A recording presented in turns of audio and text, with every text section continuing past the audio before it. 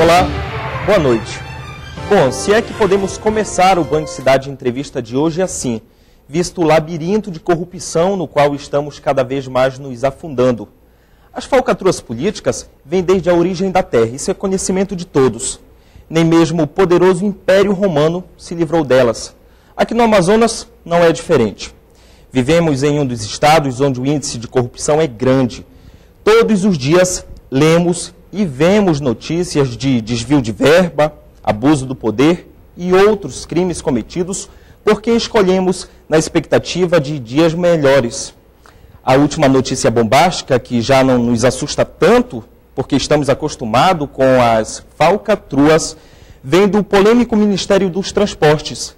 O senador e até a última quarta-feira titular do Ministério, Alfredo Nascimento, viu o cargo que assumiu no governo Dilma Rousseff e por água abaixo.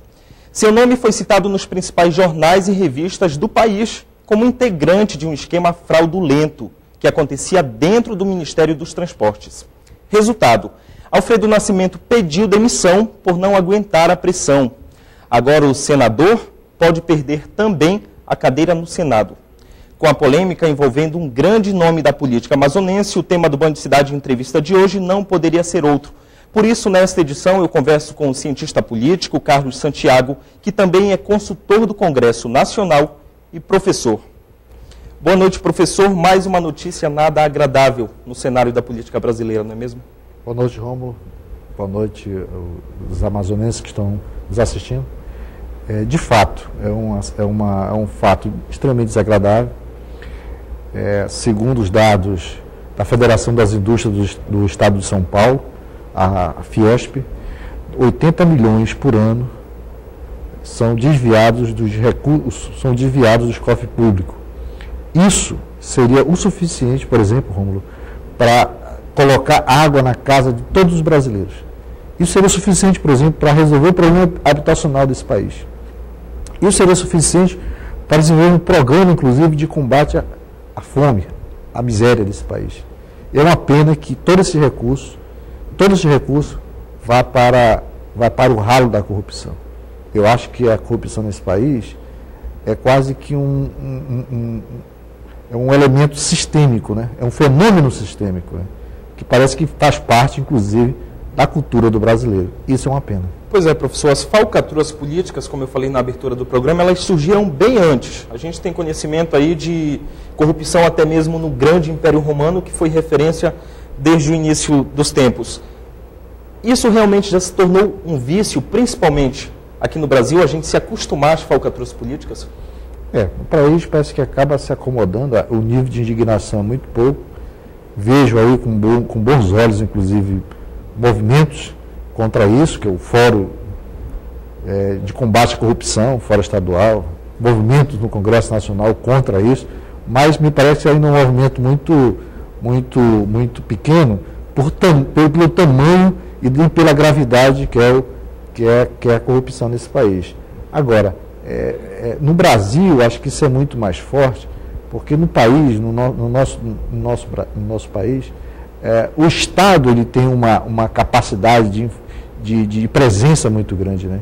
E a corrupção está ligada ao desvio de recursos públicos. Corrupção é um ato, é uma ilegalidade contra o patrimônio público, contra os recursos públicos. E nesse país onde o Estado tem muita presença na vida das pessoas, quer dizer, o Brasil, ele surge depois que surge o Estado. Quer dizer, o Estado é que cria toda a estrutura para a sociedade brasileira. Por exemplo, é o Estado que cria as grandes empresas, por exemplo, de investimento em siderurgia, investimento de petróleo. É o Estado que cria toda uma política de incentivo fiscal para as empresas, para o grande capital se manter em determinada região. Então, o Estado é muito presente. E quando ele é muito presente, muito grande, muito gigantesco, o nível de relacionamento com as pessoas, com o aparelho de Estado é forte, a ponto até de tornar esse aparelho de Estado não público, mas sim de interesse pessoal, particular e de pequenos grupos. Professor, devido a muitas falcatruas, a muita corrupção que a gente tem conhecimento nos últimos tempos, nos últimos anos, vem se formando em toda a sociedade grupos que lutam contra isso, mas parece que ainda não é o suficiente. Porque entra período eleitoral, sai período eleitoral e parece que nada muda, continua o mesmo cenário. É uma pena, mas me parece que o nível de indignação da sociedade ainda é muito lento. E mais, né? As instituições não colaboram com isso, né? Você vê, por exemplo, o caso dos tribunais de contas, nesse país todo, geralmente são aparelhos de pessoas próximos dos governantes que lhe dão, que no dia a dia faz atos administrativos que envolvem grande soma de recursos. Então você não pode colocar um amigo, um colega, um familiar seu dentro de um órgão para fiscalizar a si próprio, né? Então já há uma imperfeição nesse aspecto. O outro lado, por exemplo, quando a sociedade fica indignada e vai para a rua e protesta e colhe assinaturas, por exemplo, para a criação do projeto Ficha Limpa, a própria justiça vai de forma assim muito lenta para julgar os processos, e o STF acaba de julgar de que a Ficha Limpa não valeu para as eleições de 2010, talvez possa valer para as eleições de 2012, e isso tudo emperra o processo de limpeza na esfera política. E mais do que isso, acho que você pode concordar comigo na ideia de que os partidos políticos desse país, quer dizer, hoje os partidos políticos estão ligados a meia dúzia de interesses pessoais ou familiares, né? Você vê, por exemplo, no ambiente brasileiro, no ambiente local, essa é uma relação muito perigosa dos partidos políticos. Ok, professor. Num labirinto de corrupção, o que parece é que cada vez mais estamos sendo empurrados para baixo e pisados pelo quadro político que hoje temos em nosso país. As notícias sobre corrupção em todo o Brasil, e especificamente aqui no estado do Amazonas, ganham proporções gigantescas, sem tamanho. No começo da semana, a política amazonense foi alvo de mais acusações. Desta vez, o autor, ou pelo menos sabedor das falcatruas, é o até então senador Alfredo Nascimento, que na última quarta-feira pediu demissão do cargo por conta do escândalo envolvendo o Ministério dos Transportes. É o que mostra a repórter Samira Benoliel. Alfredo Nascimento não suportou a pressão e decidiu deixar o Ministério dos Transportes nesta quarta-feira. Ele encaminhou o pedido de demissão à presidente Dilma Rousseff. A queda do ministro começou depois de denúncias publicadas por uma revista de circulação nacional sobre corrupção e cobrança de propinas em obras.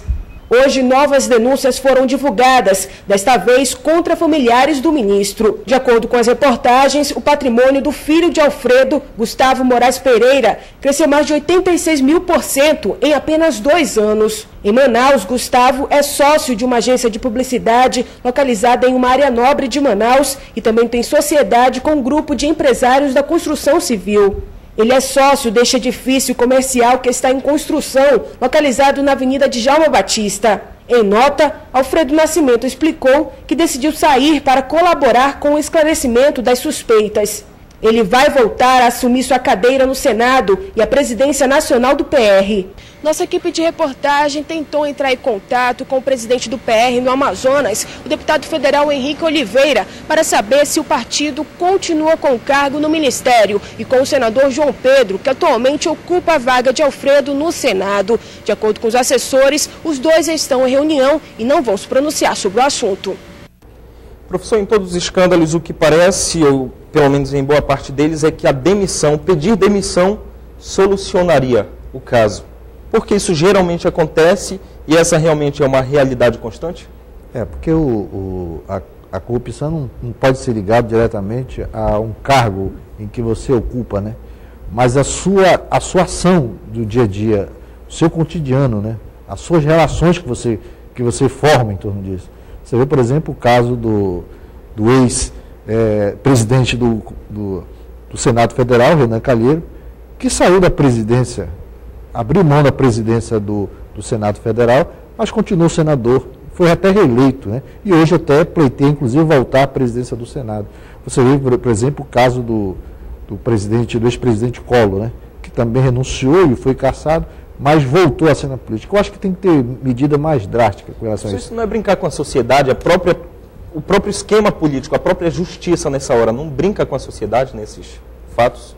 Sim, porque inclusive os instrumentos em que o judiciário tem facilitam e muito a vida do corrupto, a vida daquelas pessoas que desviam o recurso público. Você vê, por exemplo, no caso, por exemplo, do Alfredo Nascimento, como ele tem foro privilegiado, à época desses atos, ele só podia ser julgado pelo Tribunal Superior, Tribunal de Justiça, né, que já é um foro privilegiado. Uma vez deixando de ser ministro e indo para ser senador, ele vai ser julgado agora pelo Superior Tribunal Federal, pelo STF, que aí o julgamento vai ser enorme, vai ser lento. Então, todos esses procedimentos vão ser muito difíceis. Então, isso não contribui em nada para o avanço contra a corrupção. Ok, professor, agora a gente dá uma pausa no Band Cidade Entrevista. Daqui a pouco voltamos falando sobre corrupção política no país e aqui no Amazonas. Até mais.